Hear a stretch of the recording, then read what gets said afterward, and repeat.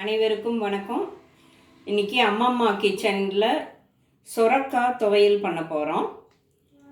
சொரக்காய் வந்து சீவி வச்சுக்கோங்க. கொஞ்சம் தேங்காய், இஞ்சி, அப்புறம் உப்பு, புளி, மிளகாய், கடுகு, உளுத்தம்பருப்பு தாளிக்கிறதுக்கு. அடுப்பு பற்ற வச்சு கடாய் வச்சாச்சு. இதில் கொஞ்சம் எண்ணெய் ஊற்றி வதக்கிக்கலாம். இப்போ தேங்காயை முதல்ல நம்ம வதக்கிறோம்.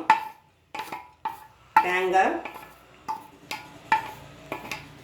லேசாக வதக்கிக்கலாம்.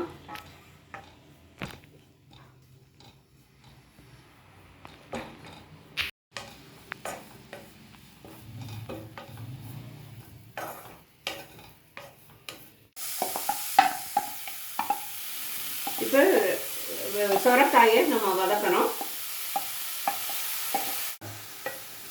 இப்போ சொரக்காய் வந்து நம்ம சவுச்சவு மாதிரி சீவியும் பண்ணலாம், அரிஞ்சும் பண்ணலாம் எல்லா காயும். ஆனால் அரிஞ்சால் வந்து உங்களுக்கு நல்லா வதங்கணும், அந்த பச்சை வாசம் போகணும். இல்லைன்னா நல்லா இருக்காது. அந்த மாதிரி சாப்பிடவும் கூடாது, வேகாததை சாப்பிட்ற மாதிரி ஆயிரும்.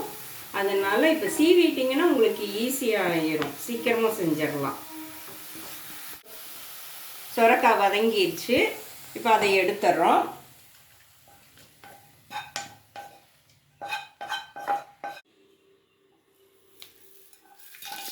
கொஞ்சம் இஞ்சியும் வரமிளகாயும் போட்டு வறுத்துக்கிறோம்.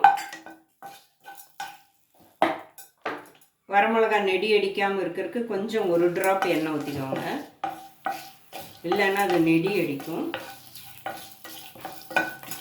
லேசாக வறுத்தா போதும், அரைப்படுற அளவுக்கு.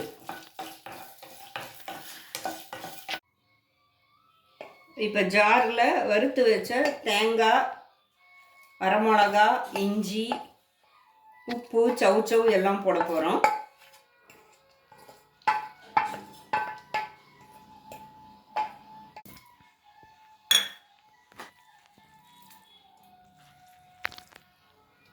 இப்போ சவுச்சவு எல்லாம் போடுறோம். போட்டு ஒரு சுத்த அரைச்சிட்டு அப்புறமா புளி ஊற்றிக்கலாம். தண்ணி ஊற்ற வேண்டி இருக்காது.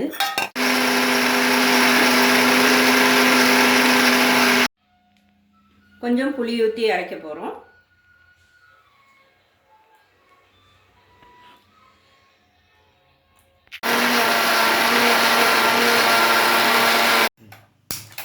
இப்போ எல்லாம் அரைச்சாச்சு. இப்போ தாளிச்சு கொட்ட போகிறோம்.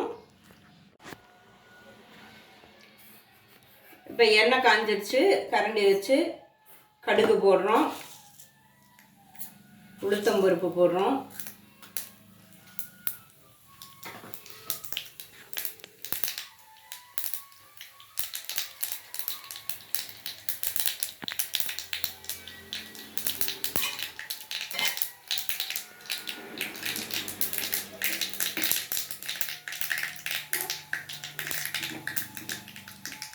பொரிஞ்சிச்சு. கருவேப்பிலை போடுறோம்.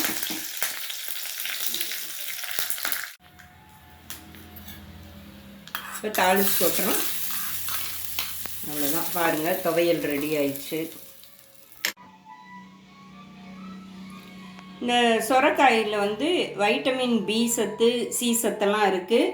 இது மலச்சிக்கல், நீரிழிவு நோய், சிறுநீரக பிரச்சனை, இது உஷ்ண சூடு, உடம்பு சூடு, இதெல்லாம் வந்து போக்கக்கூடியது. நீர்க்காய் இது. அதனால் இது ரொம்ப நல்லது உடம்புக்கு. எல்லாரும் சேர்த்திக்கலாம்.